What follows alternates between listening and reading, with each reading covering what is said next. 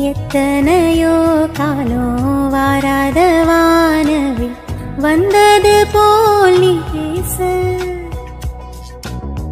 உச்சியில நீந்தும் ஆகாசமீனன துள்ளிடுதே உன் ஆசை. மழை அடிக்கும் உன் சிரிப்பில் செடி முளைக்கும் நான் பூவாக,